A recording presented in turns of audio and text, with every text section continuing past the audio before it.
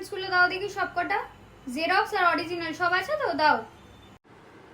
ও জেরক্সও লাগবে? যাও যাও জেরক্স করে নিয়ে আসো, 2 কপি করে জেরক্স করবে। যাও পেছনের লোককে এগাতে দাও, যাও জেরক্স করতে যাও। 2000 years later.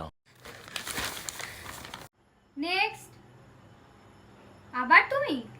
দাও ডকুমেন্টসগুলো দাও, জেরক্স করে এনেছো তো? দাও দাও। এই তো এই নিন ম্যাম জেরক্সের সাথে অরিজিনাল গুলো। 2 কপি ফটো দাও।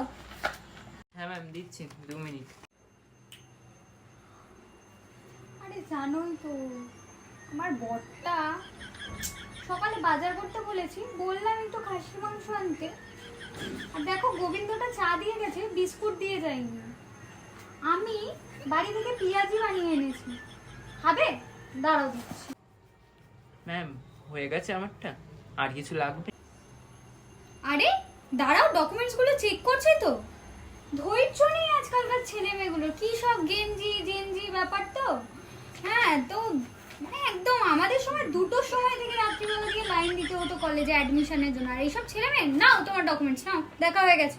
ম্যাম জেরক্সগুলো নেবেন না? এগুলো নিয়ে আমি কি করব? ধুয়ে জল খাবো নাকি? নাও। আপনিই তো বললেন জেরক্সগুলো করে আনছি। কলেজ আসো না নাকি? নোটিশ ফটিস পড়ো না? হ্যাঁ কলেজেই বা আসবে কেন, অ্যাডমিশনেই বা এসছো কেন? বাড়িতেই থাকতে। আজব যত সব। ফালতু ফালতু এতগুলো জেরক্স করানো।